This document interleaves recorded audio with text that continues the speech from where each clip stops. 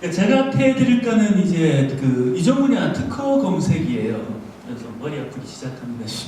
라만한 이야기가 아니어서 제가 이제 처음에 준비해 온 거는 이 해커톤이라는 대회가 어떤 대회인가부터 이제 들여다보기 시작했어요. 그래서 차근차근 이제 말씀을 드리려고 했었는데 저보다 더 잘하시는 분들이 계신 것 같아서 필요 없는 이야기는 최대한 이제 짤막하게 줄이고 핵심적인 방법 부분만 이제 뒷부분에서 강조를 드리도록 하겠습니다. 우리가 지금 그 아이디어를 내는 방법들 그리고 발명을 하는 많은 방법들 창의적인 방법들에 대해서 들으면 많은 사례들을 보면 사례 재미있네 들을 때는 굉장히 좋아요. 굉장히 재미있는 사례 같은데 막상 내가 문제 풀려고 들어가 보면 안 풀리더라는 거죠. 들을 때는 전부 다 천재들이 만들었어요. 그런데 내가 풀 때는 실제로 안 풀린다는 게 문제예요. 그러면 실제로 내가 풀 때 어떤 과정을 통해서 풀면 그나마 문제가 풀리는지에 대해서 저는 그 트리 전문가가 아니고 특허 전문가가 문제를 풀려고 하다가 보니까 항상 이런 데에 부딪혔었거든요.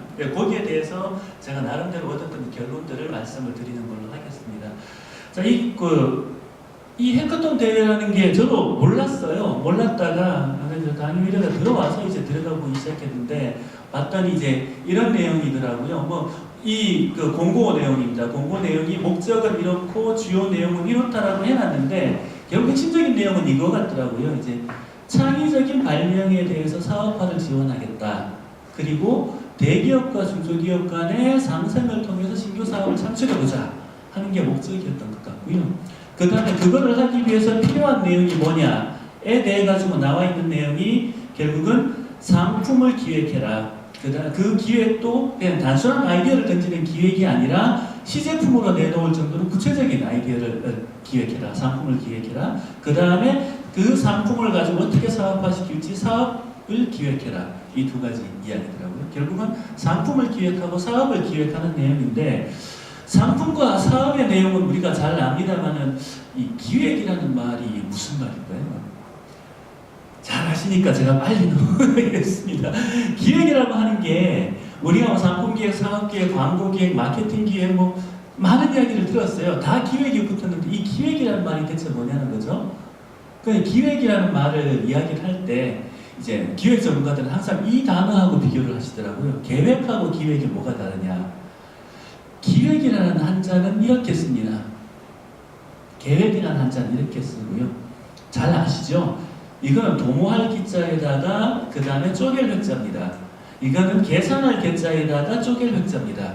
자, 어떤 차이가 있을까요? 결국은 미래를 만들어가는데 미래가 내가 원하는 것을 만들어가는데 쪼개서 하나하나 어떻게 할지를 플래닝한다는 건 좋은데 이거는 그냥 그거를 계산한다는 겁니다.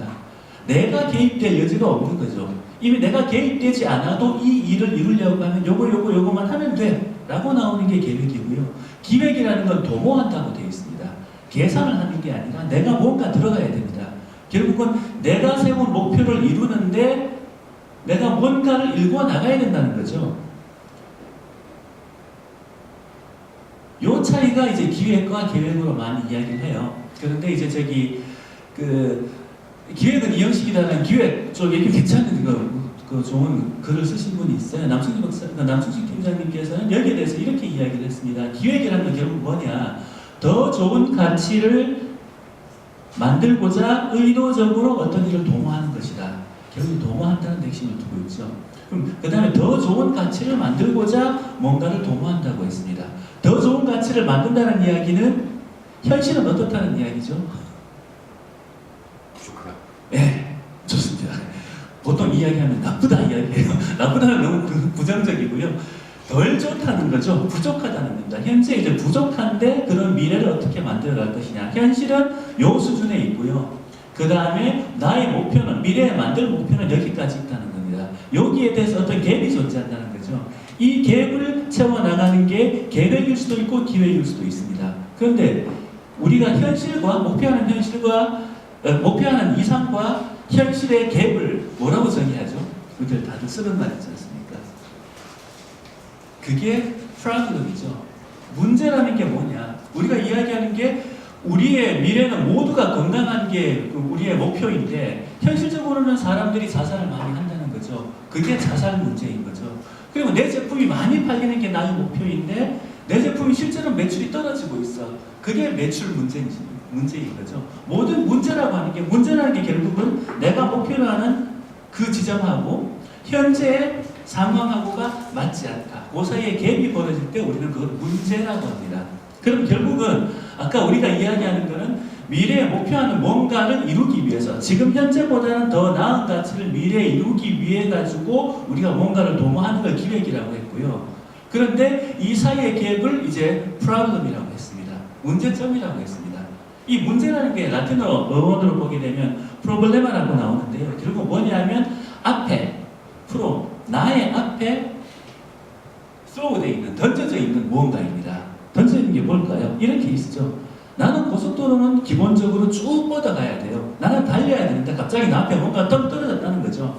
이거를 뚫지 않고는 내가 목표로 하는 지점까지 갈 수가 없어요. 그런 거를 우리는 problem이라고 하죠. 이 problem을 뛰어넘어야만 내가 원하는 미래로 갈 수가 있다는 거죠. 자, 그러면 결국은 우리는 이 해커톤 대회에서 원하는 거는 상품을 기획하고 사업을 기획을 하라고 했는데, 그러면 그거를 기획을 한다는 건 단순한 계획이 아니라는 거죠. 그리고 단순하게 내가 아이디어, 이런 제품이 나왔으면 좋겠어라고 아이디어를 던지는 게 아니라고 했습니다.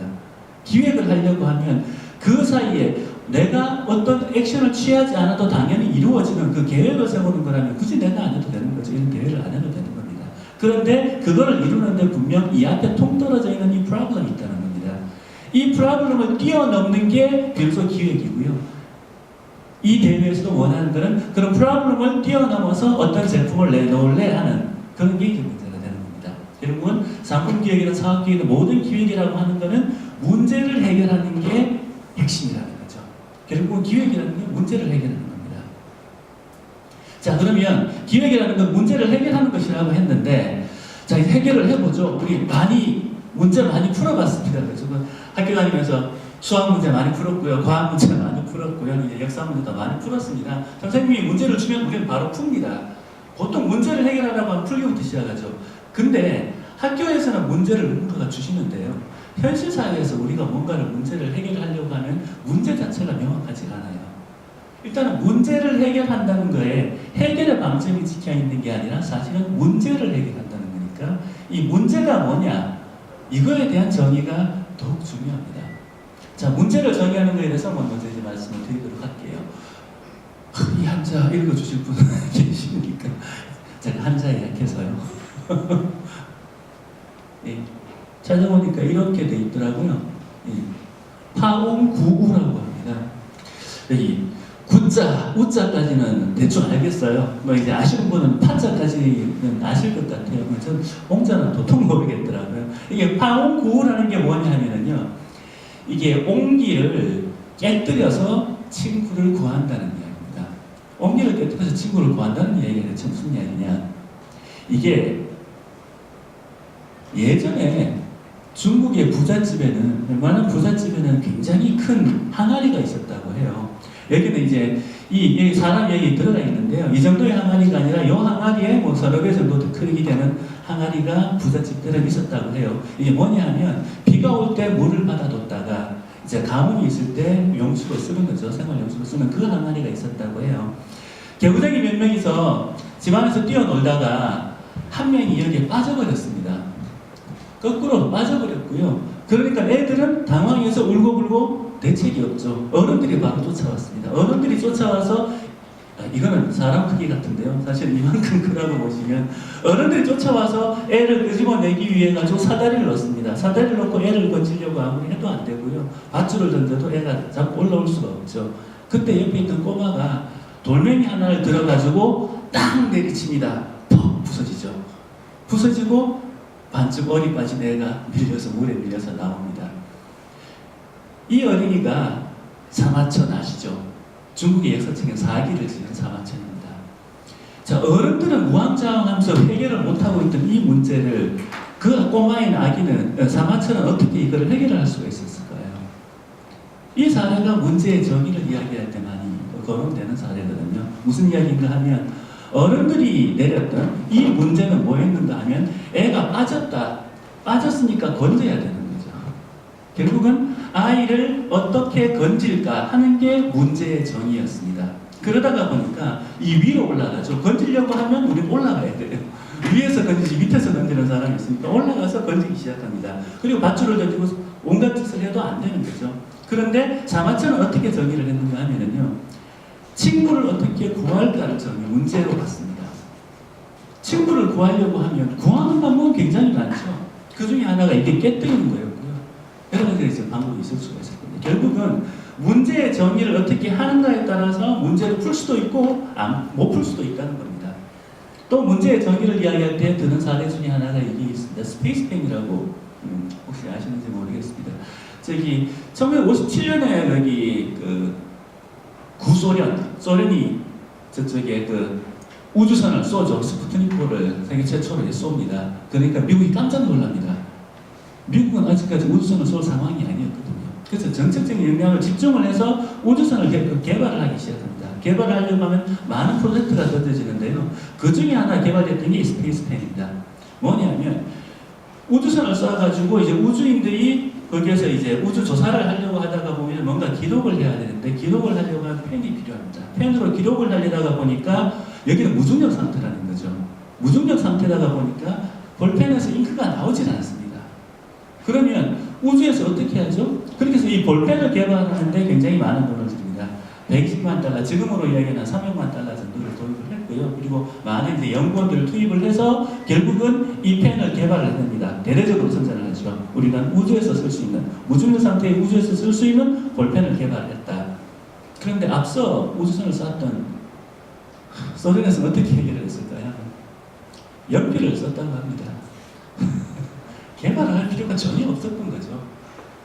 그러면 이렇게 쉽게 풀 수 있었던 연필을 쓰면 되는 그 문제를 미국의 나사에서는 왜 이렇게 힘들게 풀었을까요? 엄청난 돈을 들여가지고 결국은 문제의 점이었습니다.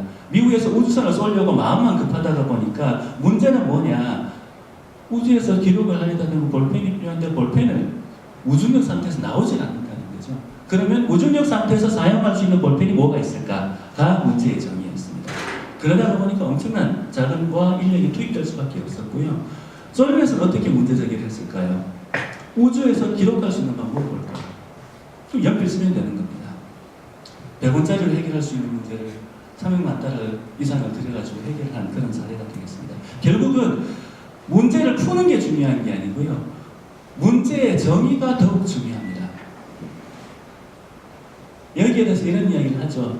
주입 박사라고 이제 그 미국의 벨 연구소 아시죠? 벨 연구소의 초대 연구소장인 주입 박사는 이런 이야기를 했습니다. 과학자들은 항상 더 좋은 아이디어를 찾으려고 노력하는데 좋은 아이디어는 지천에 널려 있다. 다만 정확한 문제를 찾지 못했기 때문에 못 풀고 있다는 거죠. 아인슈타인도 같은 생각입니다. 문제의 정의는 문제 해결보다 훨씬 본질적이라고 이야기합니다. 그리고 내게 세상을 구할 시간이 1시간이 주어진다면 풀어야 할 문제를 찾는 데 나는 55분을 쓰겠다. 그리고 그 문제를 해결하는 데는 단지 5분만 쓰겠다라고 얘기했습니다. 물론 에피터 서드가 뒤에는 또 있습니다. 아인슈타인은 나중에는 그런 이야기도 합니다. 문제가 뭔지를 알면 풀어봐야 문제가 뭔지를 안다는 이야기도 물론 합니다. 좌우지간 여기서 문제의 정의라는 게 얼마나 중요한지를 이야기하고 있고요. 아까 제가 말씀드렸던 기억은 이행식이라는 책을 쓰신 남승식 팀장의 경우에도 이런 이야기를 합니다. 문제는 주어지는 게 아니라 규정을 하는 거라는 거죠. 문제를 풀기 위해서 우리가 규정을 하는 게 문제라는 겁니다. 문제는 이미 존재하고 우리는 그걸 푸는 게 아니라 풀기 위해서 규정을 하는 게 문제라는 겁니다. 그리고 문제 규정은 기획 과정의 가장 핵심적인 부분이라는 이야기를 했습니다. 자, 그러면 문제를 정의하는 게 굉장히 중요하다는 말하는데, 아까 제가 모두에 그 말씀을 드렸죠. 중요한 건 알겠는데, 뭐 항아리 사례고 우주 볼펜이고 다 좋은데, 들을 땐 좋은데, 내가 막상 문제 정의하려고 하면 잘 정의가 안 돼.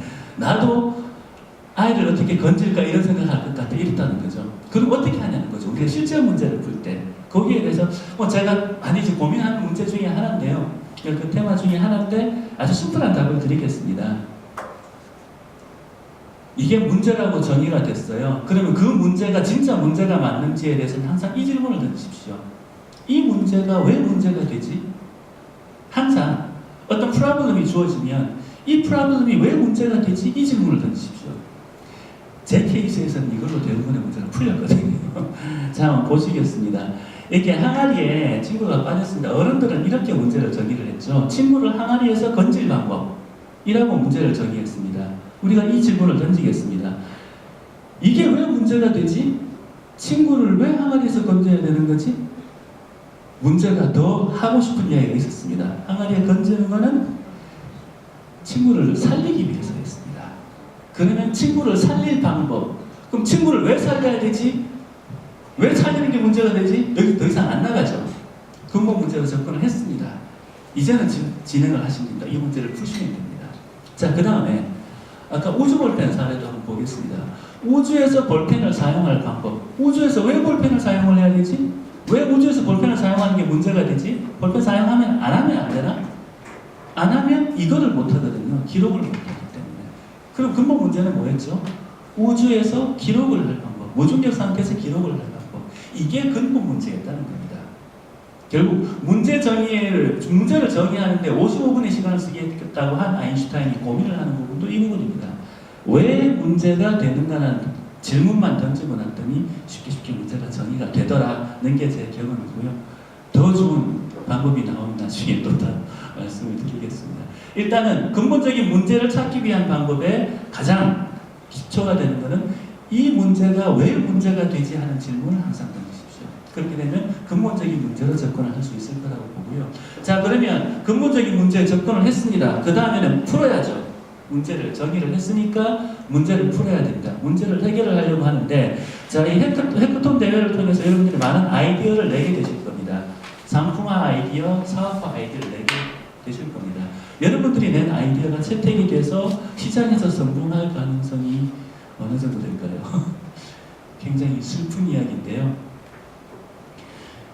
미국의 이제 그 스티븐스하고 벌리가 연구를 한 바에 의하면 3,000개의 로 아이디어가 나왔을 때 그 아이디어가 시장에 성공적으로 안착하는 케이스는 1개에 불과하다고 합니다.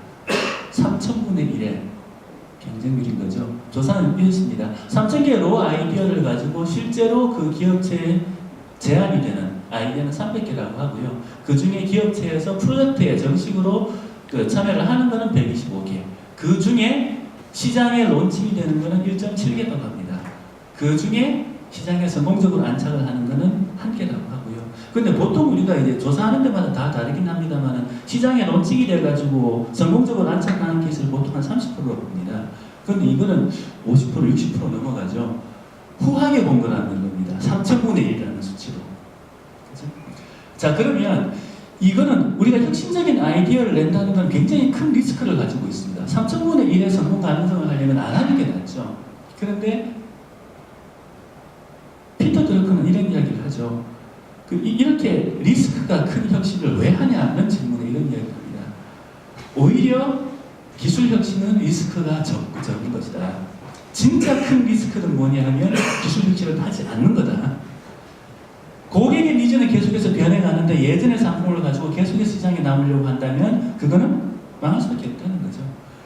이런 리스크가 큰 혁신이라도 해야 되는 거지 하지 않으면 그 리스크는 더 크다는 겁니다. 자, 그러면 이 대회에서는 여러분들에게 이거를 원했던 건 아니고 이거를 원했던 것일 겁니다. 그리고 여러분들의 아이디어를 가지고 그 50시간 동안 프로젝트를 시작하시는 거고요. 시작을 해서 제대로 된 디벨롭먼트 들어가는 거는 9개의 선정이 되시는 거죠. 그렇게 되면 확률은 10분의 1로 확 올라갑니다. 자, 여기까지가 이번 대회에서 목표로 하는 수치가 아닌가 싶습니다. 그런데 아까 이 혁신적인 아이디어를 성공시키는 게 굉장히 리스크가 크다고 했는데요. 이게 이 혁신하고 도박을 혼동하면 안 되죠. 리스크 큰 걸 무작정 달려들 문제는 아닙니다. 내가 무작정 하자라고 만용을 부리는 게 혁신으로 받아들여서는 안 되죠. 여러분, 혁신이라는 것은 무작정 달려드는 게 아니고요. 성공 가능성을 높여야 되는 거죠. 3,000분의 1의 성공 가능성 가지고 우리가 혁신을 할 수는 없다는 겁니다. 그럼 성공 가능성을 높여야 됩니다. 성공 가능성을 어떻게 하면 높일 수 있을까요? 그러면 성공 가능성을 높이기 위해서 혁신적인 아이디어를 냈던 사람들한테 물어볼게요. 혁신적인 혁신적인 발명을 했고 위대한 발명을 한 사람들에게 물어보면 되겠네요. 당신은 어떻게 하면 그렇게 혁신적인 발명을 할 수 있었습니까? 라고 물어보면 될 것 같습니다. 자, 인류 역사상 가장 위대한 발명 뭐라고 보십니까? 다들 이제 기준이 좀 잘 알 것 같은데요. 뭐라고 생각하십니까? 인류 역사를 통틀어서 가장 위대한 발명. 김치 만들어. 예, 김치 좋습니다. 우리나라 김치가 예. 먹고 싶어. 예, 우리나라 김치, 저쪽에 이제 유럽의 요거트 뭐 이런 게 이제 될 것 같습니다.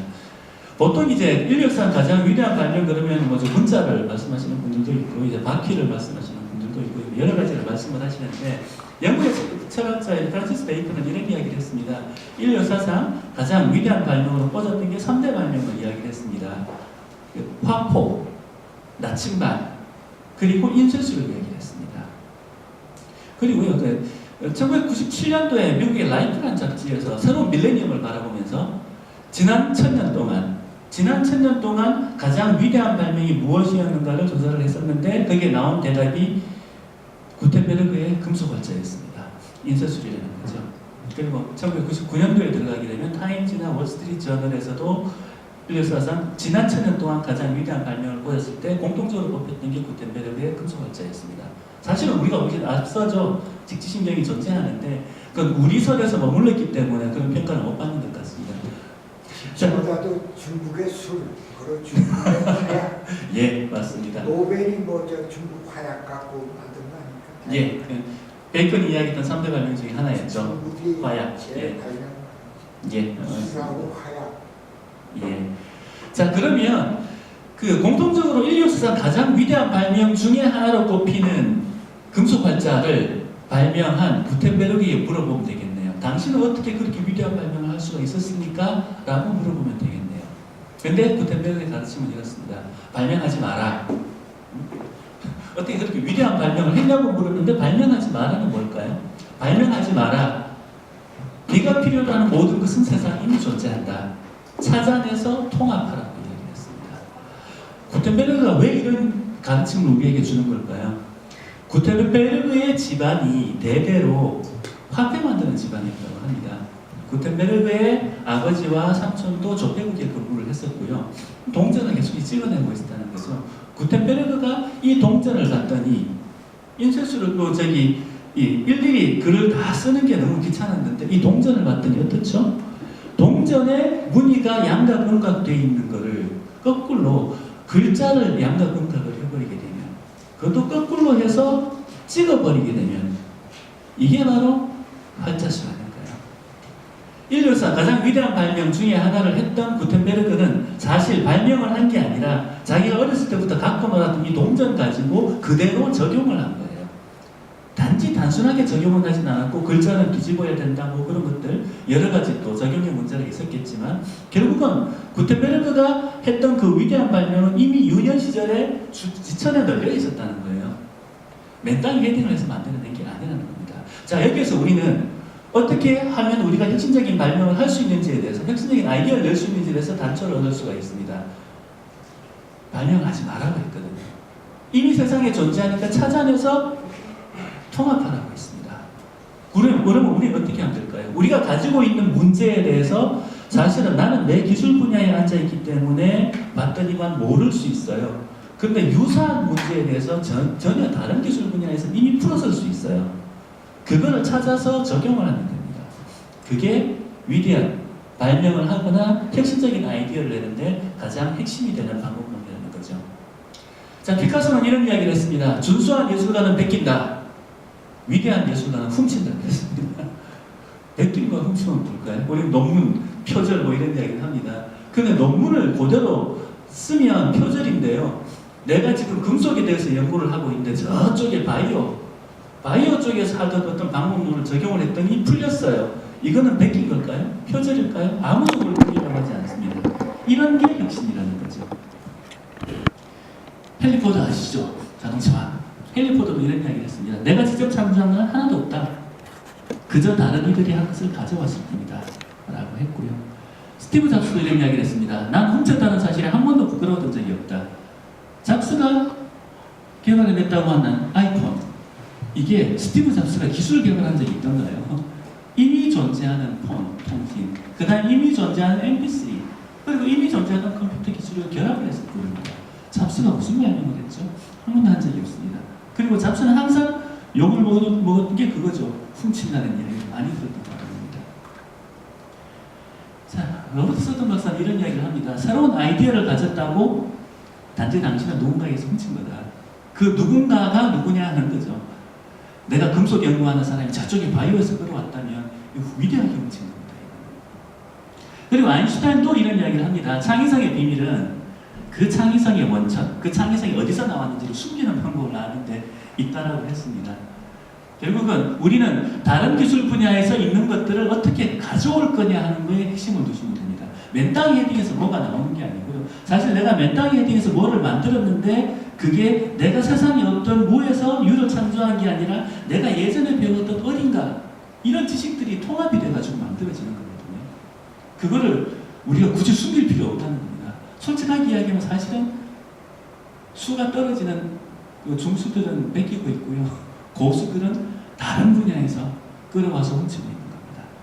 위대한 훔치는 작업들이 필요하다는 거죠. 자, 거기에서 나온 방법이 두 가지 방법론이 있습니다. 아까 앞에서 말씀드린 트리스 방법도 마찬가지고요. 오늘 제가 이제 말씀드린 핵심적인 내용도 이제 이종 분야 특허 검색 혹은 이종 분야 기술 검색의 방법론입니다. 여기도 뭐 여러 가지 이론들이 있는데 이런 말씀드리면 재미없고요. 일단 이 방법은 2005년도에 젠스리 파트너스의 사이먼 네트윈이라는 분께서 이제 그 여러 가지 사례들을 뽑아내면서 나온 방법론이 되는데요. 여러분들 미백 치료제, 치아 미백 치료제 아십니까? 혹시 미백 트레이 써보신 적 있습니까? 이게 이제 뭐냐면요, 뭐 차 같은 거 많이 마시고 하면 이가 무뎌지죠. 그거는 이제 동양 사람만 그런 게 아니라 서양에서도 공통적인 고민거리입니다. 그 치아 미백 트레이라는 게 있어요. 이 트레이 속에 치아를 하얗게 하는 화이트닝제를 넣죠. 용액을 넣고 아랫니, 윗니 물고 있습니다. 몇 시간 물고 있으면 이 약물이 치아의 공백에 침투를 해서 치아를 하얗게 만드는 거예요. 근데 상상만 해도 좀 끔찍하시죠? 이거를 물고 있어야 됩니다. 몇 시간 동안 물고 있어야 된다. 얼마나 불편하겠습니까? 그 시장이 잘 커지질 않아요. 그러다가 이게 이제 의뢰가 들어왔습니다. 이거를 고객들이 굉장히 불편해하는데 편하게 할 방법이 없을까라고 문제 의뢰가 들어왔습니다. 이 의뢰에 들어온 거에 대해서 사이먼 네트윈 박사가 이제 문제를 풀기 시작합니다. 문제를 어떻게 푸는가 하면요. 자, 이거를 그 치아 미백 트레이가 하는 기능이 뭐냐? 치아 미백 트레이가 하는 기능은 치아 미백제를 치아에 서서히 주입하는 게 기능입니다. 그러면 치아 미백제를 치아에 서서히 주입할 수 있는 기술들을 찾아서 적용하면 되겠네요. 그래서 검색을 시작합니다. 치아 미백 트레이 앤드 치아 하는 순간 그 기술 분야밖에 안 나오죠. 뭐 그 기술 분야는 전문가들이 가장 잘 알죠. 아는데 솔루션이 없으니까 나왔는데 이거 가지고 어떻게 검색을 합니까? 그래서 그 다음 방법이 이걸로 해서는 치아 미백 트레이 기술 분야를 넘어설 수가 없다. 이거를 일반화시킵니다. 네, 수학에서 우리가 하나의 문제를 공식 만들듯이 일반화시킵니다. 그러면 치아 미백제를 서서히 치아에 주입한다가 아니라 약제를 서서히 인체에 주입하는 기술은 뭐가 있을까를 서치했습니다. 그랬더니요, 이게 나왔어요. 요즘에 금연 때문에 많이 이야기되는데요. 니코틴 패치 아십니까? 니코틴 패치가 결국은 니코틴을 서서히 담배를 피지 않더라도 서서히 주입되도록 해주는 거예요. 접착제를 붙여놓고 그 다음에 서서히 방출되도록 하는 거죠. 요 기술을 가져왔습니다. 요 기술을 가져왔더니 이 제품이 만들어졌습니다. 치아 미백 트레이 끼우고 있을 필요 없고요. 치아 미백 필름이 개발이 됐습니다. 단지 검색을 해서 끌어왔을 뿐인데 이 제품이 첫해 매출만 1억 3천만 달러라고 하고요. 그리고 미백 시장을 절반을 점유를 해버렸습니다. 순식간에. 그리고 이게 PNG 아시죠? 뭐 과자도 만들고 온갖 많은 것들이 있어요. 프레톤 갬블스에서 역사상 12번째 빌리언 달러 브랜드가 된 제품이 이렇게 개발이 됐습니다.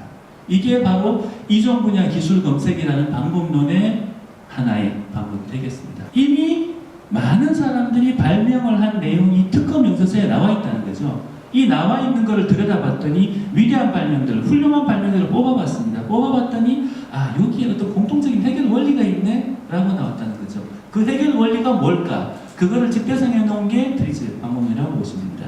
결국은 남이 앞서 개발한 기술을 어떻게 끌어올까를 직접 검색을 해서 가져오는 게 이종 분야 기술 검색이고요. 거기에서 공통적인 원리를 이미 뽑아놓은 게 트리즈라고 보시면 됩니다. 트리젠 앞에서 강의를 했으니까 제가 넘어가고요. 이제 이전 분야 기술 검색에 대해서만 말씀을 드리도록 하겠습니다. 자, 그러면 우리가 새로운 혁신적인 아이디어를 내고 위대한 발명을 하는데 필요한 기본적인 툴은 이전 분야 기술 검색과 트리즈 두 가지 도구라는 걸 알았어요. 이 도구를 가지고 이제 문제를 풀어야 되죠. 지금부터 문제를 풀어보겠습니다. 아까는 문제를 해결하는 거라고 했는데 이제는 문제를 해결하는 겁니다. 문제를 어떻게 해결할까요? 아까 문제의 정의는 됐고요. 문제를 해결하려고 하면 어떻게 하면 되죠? 우리가 문제 해결할 때 가장 누구나 다 쓰는 방법이 있지 않나요? 내가 지금 제가 배가 아파요. 배가 아픈데 이거 어떻게 해결할까요? 혹은 제가 배가 아파서 병원에 갔어요. 병원에 가는 의사는 어떻게 해결하죠? 배가 아픈 원인이 뭔지를 찾아냅니다. 그렇죠? 원인을 찾아내고 그리고 그 원인을 제거하는 작업을 합니다. 자, 문제를 해결한다는 게 어려운 거 아니고요. 그냥 루트 따르시면 됩니다. 우리가 이미 하고 있는 거죠. 문제를 해결을 하려고 하면 원인을 제거해야 문제가 해결이 되죠. 그런데 원인을 제거하려고 하면 먼저 원인을 알아야 되죠. 원인이 뭔지를 알고 원인을 제거하는 이 두 스텝만 밟으시면 된다는 겁니다. 문제를 해결하는 데 대해서. 자, 그러면 원인이 뭔지를 어떻게 알아내느냐에 대해 가지고 한 사례를 보여드릴게요. 원인이 뭔지를 어떻게 알아내는지에 대해서. 자, 미국의 워싱턴에 제퍼슨 기념관이 있습니다. 이 제퍼슨 기념관이 문제가 나왔어요. 어떤 문제인가 하면 5년마다 한 번씩 이거를 그 대리석을 교체를 해야 되는 그런 문제가 벌어졌습니다. 굉장히 많은 비용과 시간이 들죠. 그렇게 돼서 이제 그 제퍼슨 기념관 새로 관장이 부임을 했어요. 그렇게 해서 청문회를 열었습니다. 아니 왜 이 그 건물 외벽 청소 비용이 이렇게 많이 들어? 원인이 뭐야? 왜 대리석이 자꾸 부식돼 나가는 거야? 왜 대리석을 자꾸 교체해야 돼? 라고 물었습니다. 그랬더니 전문가가 이런 이야기를 합니다. 왜 돌이 부식되는가를 물었더니 고압의 물로 대리석을 자꾸 세척을 하거든요. 그러니까 부식이 되더라는 겁니다. 그럼 다시 묻습니다. 왜 고압의 물로 자꾸 세척을 하는 거야? 라고 물었더니 여기에 비둘기 똥이 많더라는 겁니다. 비둘기 똥을 씻기 위해서 세척을 하고 있더라는 겁니다. 아니 왜 비둘기가 여기 이렇게 많은 거야? 라고 물었더니 여기는 거미가 많다는 겁니다. 아니 왜 제퍼슨 기념관에 뭔 먹을 게 있다고 거미가 이렇게 많아? 제퍼슨 기념관에 거미가 많은 이유가 뭐야? 라고 물었더니 여기는 나방이 많다는 겁니다. 점점 이제 관장이 좀 짜증나기 시작하지만 인내심을 가지고 묻습니다. 아니 왜 제퍼슨 기념관에 나방이 많지? 라고 물었더니 나오는 대답이 이 제퍼슨 기념관이 주변 지역에 다른 이 주택가들을 위해 가지고 1시간 일찍 등을 켠답니다. 이 등을 켜는 시간이 대부분 어둑어둑해질 때 켜는 거죠. 그때가 나방이 제일 많이 활동할 때입니다. 딴 데는 불이 꺼졌는데 여기만 불 켜졌으니까 전부 여기로 몰려들더라는 거죠. 자, 그러면 이미 제퍼슨 기념관에서는 연구를 진행할 수 있었죠. 여기에 대한 해답은 대리석 부식이 잘 안 되는 대리석에 대해서 연구 개발 진행해. 이렇게 풀 수도 있었는데 원인을 찾아 들어갔죠. why 여기서 5why라고 이야기를 하는데요. why 들어갔더니 결국은 이 외벽 청소 비용이 많이 발생하는 이 문제의 근본적인 원인은 등을 1시간 일찍 켜는 거였다는 겁니다. 그래서 관장이 솔루션을 주죠. 1시간 늦게 켜. 끝. 문제. 돈 한 푼 안 들이고 해결이 됐다는 사례가 되겠습니다. 자, 이렇게 해서 하나의 문제에 대해서 원인을 찾아나가는 게 이런 식입니다. 어려운 거 아니고요. 그냥 why만 물으시면 됩니다. 아까 신경호 박사께서 현명한 질문을 어떻게 할 건가에 대해서 말씀을 하셨는데요.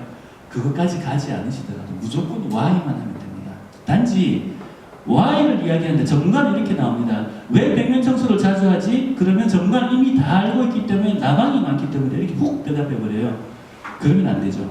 말만 되면 계속해서 why 가지를 쳐가셔야 돼요. 자, 이렇게 돼서 근본적인 원인을 찾았습니다. 이거를 제거하면 문제가 해결이 되더라는 거죠. 이게 트리즈에서 기본적으로 하는 이야기인데요. 제가 신뢰가 안 가더라고요. 이게 진짜 솔루션인지에 대해서. 자, 그럼 1시간 늦게 가로등을 켜라고 했습니다. 이게 진짜 솔루션일까요? 전기 그냥 쓰고 싶어 한달이 난 사람들이 있어서 1시간 일찍 켰을까요? 여기는 기념관입니다. 관람객들이 와야 돼요. 관람객들이 어두컴컴한 데서 관람을 할 수 있겠습니까? 가정집들은 그때 불을 안 켜도 되지만 얘들은 일찍 해야 돼요. 그리고 관람객들이 이거 보다가 어두컴컴해서 사고가 나면 어떡합니까? 여기는 무조건 1시간 일찍 해야 된다는 거죠. 결국은 근본 원인을 찾아서 그 근본 원인을 제거하면 문제가 해결된다고 하는데 거기가 갸우뚱거리시더라는 거죠. 때로는 근본 원인을 제거하는 게 답이 아닐 경우가 있더라는 겁니다. 그럼 이 경우는 어떻게 할까요? 이 문제는.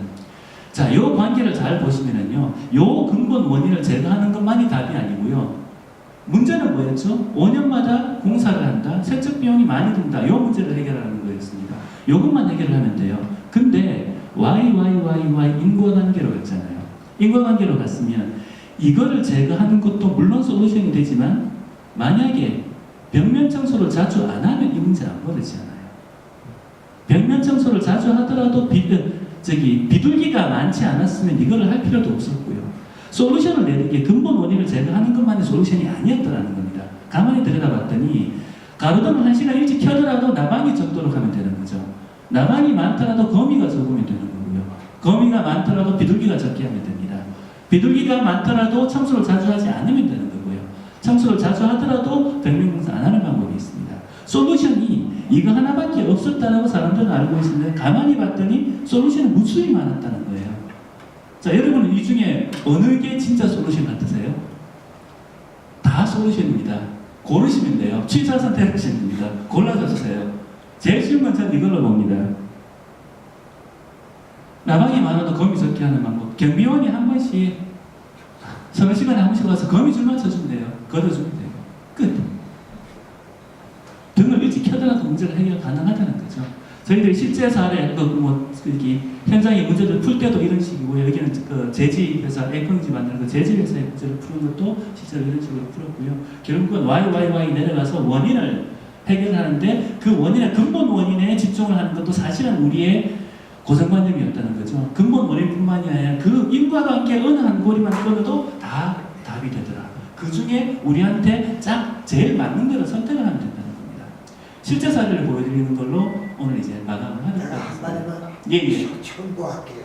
예. 아까 에디슨이 그랬다고 했나?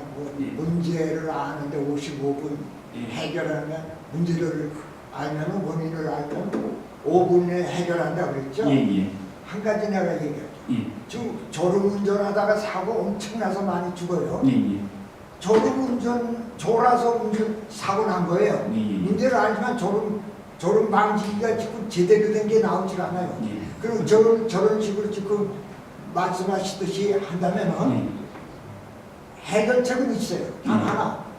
가다가 휴게소에서 쉬어서 한 잔 자고 가면 돼요. 예. 답은 그거 하나입니다. 예. 지금 어떤 것도 문제 해결이 예.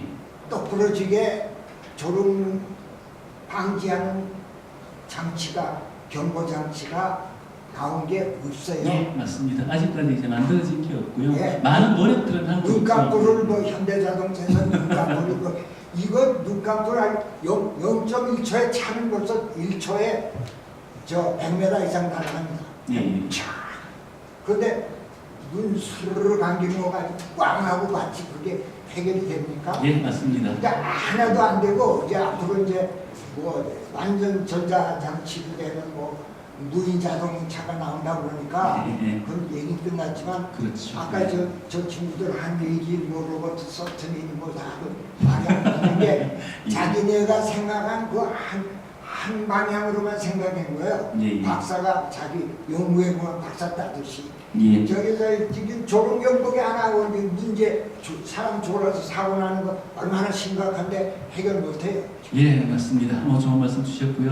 거기에서 아까 이미 답도 주셨는데요. 이제 무인 자동차가 되면 그러면 해결이 될 겁니다. 거기에 저는 또 이런 질문 한번 드려볼게요. 이 졸음운전, 그럼 졸음운전 하지 마라가 답이죠. 근데 한다고 안 하냐?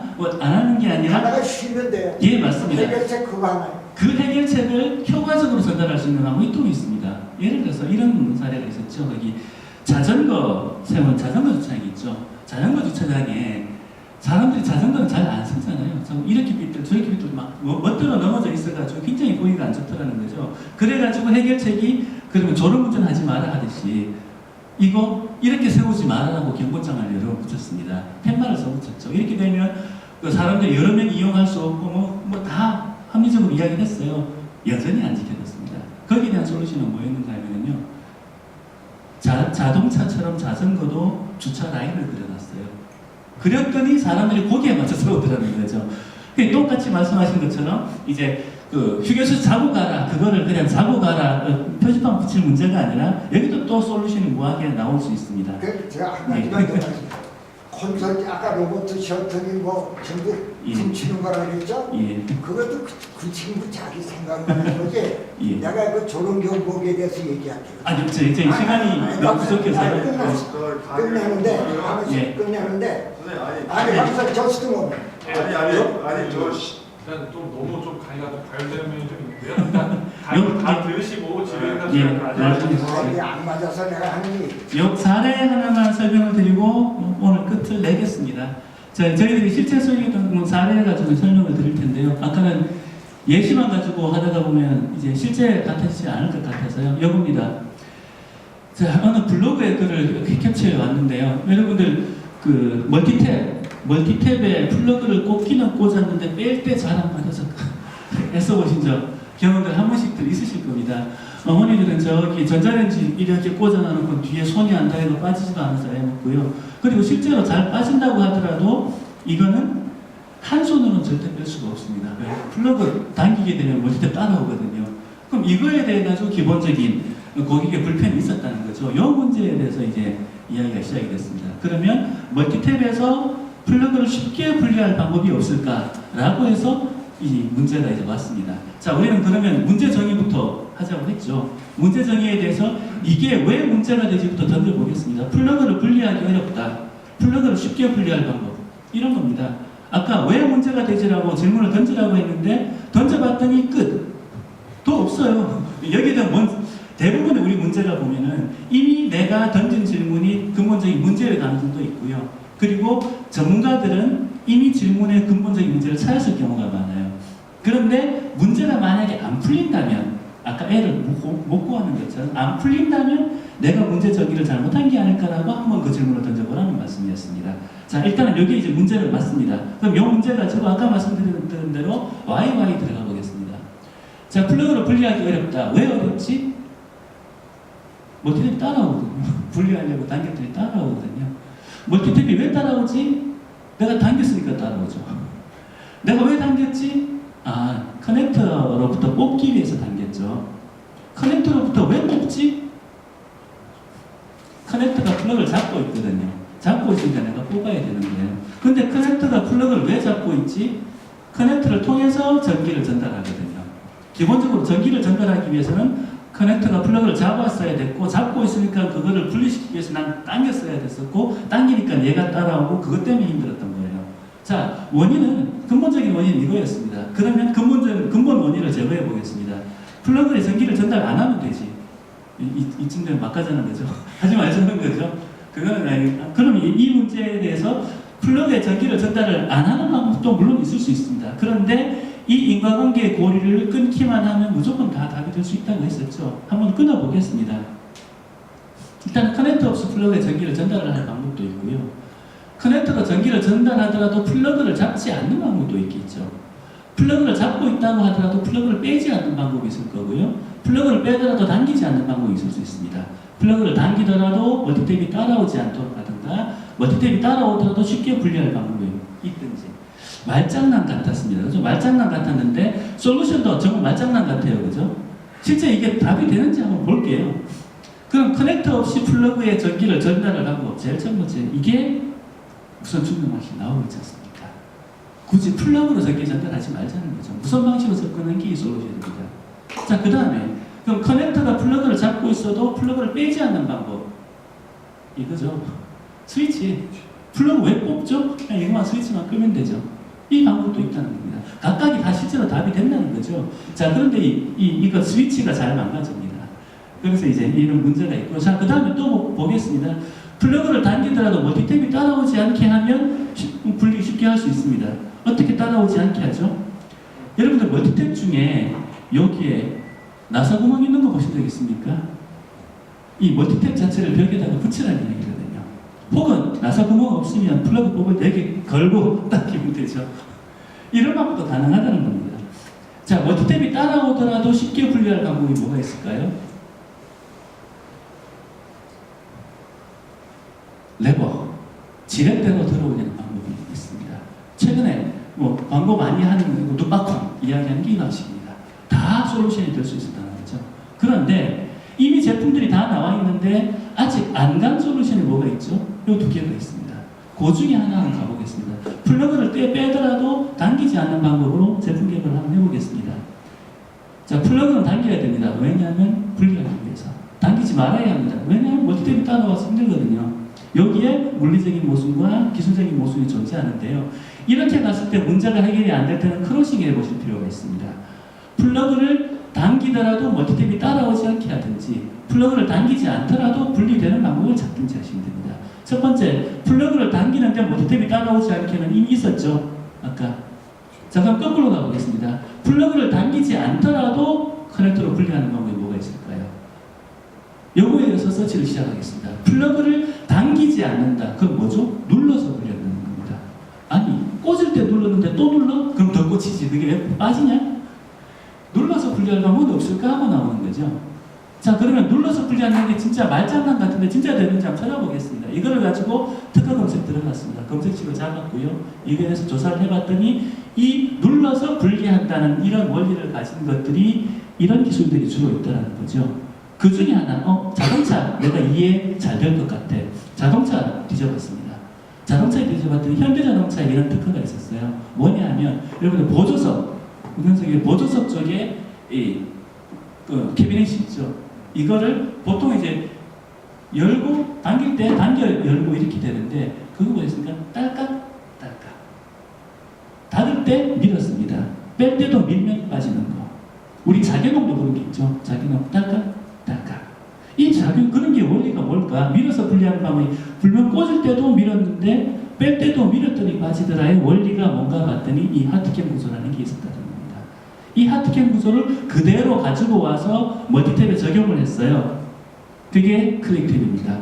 클릭탭이 개발이 됐고요. 이게 지금 거기 전세계 특허를 획득을 한 상황이고요. 지금 제품들이 나오고 있습니다. 최근에 이제 그 롯데마트하고 홈플러스도 깔렸고요. 이 제품들이 이제 팔리고 있습니다. 클릭탭.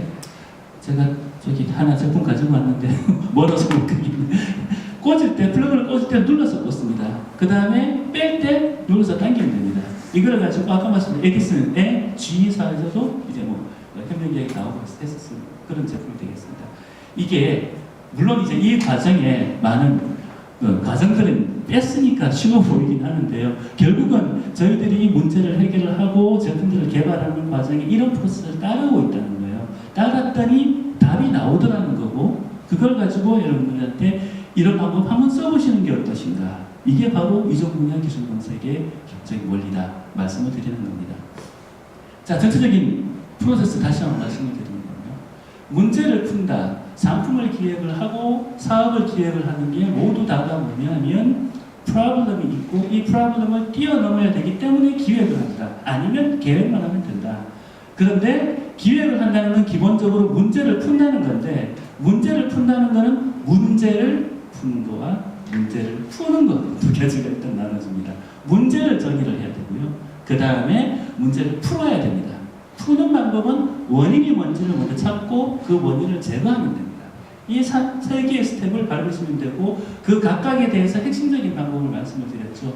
문제가 무엇인지 알려고 하면 이게 왜 문제가 되지라는 질문을 던지시면 됩니다. 그 다음에 원인이 무엇인지를 알고 싶으면 why로 해서 그 고리를, 인과관계의 고리를 한번 찾아 들어가 보세요. 그 다음에 그 인과관계의 고리가 나오게 되면 그 각단의 인과관계의 고리를 끊는 모든 것들이 솔루션의 방향이라는 겁니다.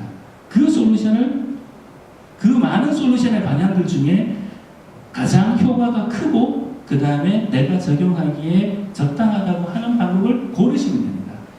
그것만으로 전체적인 문제를 푸는데 핵심적인 방법론들은 그렇게 프로세스가 흘러간다 말씀을 드리고요. 문제 잘 푸시죠. 보통 문제는 전문가가 가장 잘 풉니다. 이런 방법 설명 드릴 필요도 없고요. 전문가는 나와요. 답을 다 아세요. 그 분야에서 10년간 20년간 연구했는데 뭐가 이런 방법도 필요 없습니다. 전문가들은 이미 답을 다 가지고 있습니다. 근데 전문가는 99문제는 푸는데 전문가도 안 풀리는 한 문제가 있어요. 그걸 우리는 전문가의 함정이라고 합니다. 왜냐하면 그 전문가의 함정 걸린 이유가 하나밖에 없습니다. 전문가는 하면 나왔거든요. 이 인과관계의 고리를 굳이 만들 필요가 없었던 거예요. 하면 문제가 요 중간에 얘도 답이 될 수 있다는 걸 생각을 못하는 거예요. 놓친 포인트가 있다는 겁니다. 전문가가 못 푸는 문제를 저희들 같은 비전문가가 어떻게 풀까요? 답은 안 합니다. 전문가가 진짜 1, 2년 열심히 연구를 했는데 안 풀리는 문제라면 둘 중에 하나입니다. 원래 안 풀리는 문제든지 실행이 원래 안 풀리는 문제든지 아니면 전문가가 놓친 포인트가 있다는 겁니다. 그 놓친 포인트를 찾아내는 방법이 아까 왜 문제가 되는지를 물어보라고 했었고요. 그 다음에 인과관계 고리를 일일이 다 열어보라고 했습니다. 그리고 그 고리가 전부 다 솔루션이 될 수 있다는 것에 대해서 검증을 해보시라고 말씀드린 거예요. 자, 이렇게 전체적인 프로세스를 말씀드린 걸로 오늘 세미나를 마치도록 하겠습니다. 감사합니다.